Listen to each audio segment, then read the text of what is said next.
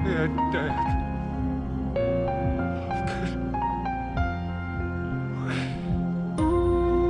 ഈശോ മിശിഹായ്ക്ക് സ്തുതിയായിരിക്കട്ടെ. പിതാവേ, നിന്റെ കരങ്ങളിൽ എൻ്റെ ആത്മാവിനെ ഞാൻ സമർപ്പിക്കുന്നു.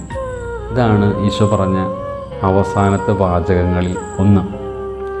ഈശോ ആദ്യമായിട്ട് പ്രാർത്ഥിക്കുന്ന ഒരു പ്രാർത്ഥനയാകാൻ സാധ്യത വളരെ കുറവാണ്.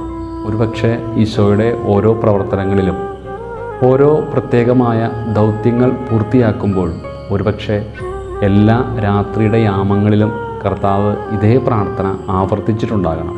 പിതാവുമായിട്ടുള്ള ബന്ധത്തിൽ അത്രമാത്രം ആഴപ്പെട്ടതായിരുന്നു ഈശോയുടെ ജീവിതം.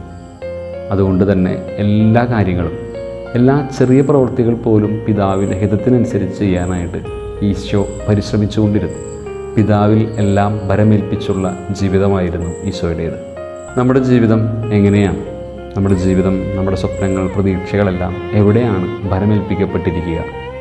പിതാവേ, നിൻ്റെ തൃക്കരങ്ങളിൽ എൻ്റെ ആത്മാവിനെ, എൻ്റെ ജീവിതത്തെ, എൻ്റെ കുടുംബത്തെ സമർപ്പിക്കുന്നു എന്ന് പറഞ്ഞുകൊണ്ട് സമാധാനത്തിൽ ജീവിക്കാനായിട്ട് നമുക്ക് സാധിക്കുന്നുണ്ടോ? ഓരോ ചെറിയ പ്രവൃത്തികളും, ഓരോ ചെറിയ ജോലികളും ഓരോ ദിവസവും കർത്താവിൻ്റെ കരങ്ങളിൽ നിന്ന് സ്വീകരിക്കുകയും കർത്താവിൻ്റെ കരങ്ങളിൽ ഭരമേൽപ്പിച്ചുകൊണ്ട് അവസാനിപ്പിക്കുകയും ചെയ്യുന്ന ഒരു സ്വഭാവ വൈശിഷ്ട്യത്തിലേക്ക് നമ്മൾ കടന്നു വരുന്നുണ്ടോ? എന്തിലാണ് നമ്മൾ നമ്മുടെ ജീവിതത്തെ ഒതുക്കി വച്ചിരിക്കുക? എന്തിലാണ് നമ്മൾ നമ്മുടെ ജീവിതത്തെ ചേർത്ത് വച്ചിരിക്കുക? ദൈവത്തോടാണെങ്കിൽ എപ്പോഴും ദൈവവുമായിട്ട് നമ്മൾ സംസാരിച്ചു കൊണ്ടിരിക്കും. ഈശോ പ്രത്യേകമായ ഈ മാതൃക നൽകിയ ആളാണ്. എല്ലാ പ്രധാനപ്പെട്ട അത്ഭുതങ്ങളിലും പ്രവർത്തനങ്ങളിലും കർത്താവ് പിതാവുമായിട്ട് പ്രാർത്ഥിക്കുന്നത് നമ്മൾ കാണുന്നുണ്ട്.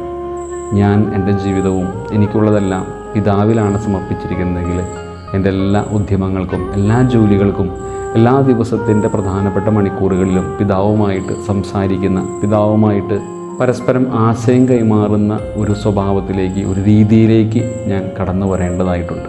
ഈ നോമ്പുകാലം പിതാവുമായിട്ടുള്ള നമ്മുടെ ബന്ധത്തെ കൂടുതൽ ശക്തിപ്പെടുത്താനുള്ള അവസരമായിട്ട് കണ്ടുകൊണ്ട് ഇനിയുള്ള ദിവസങ്ങളെ കൂടുതൽ പിതാവുമായുള്ള ബന്ധത്തിൽ വളരാനായിട്ട് നമുക്ക് ഉപയോഗിക്കാം.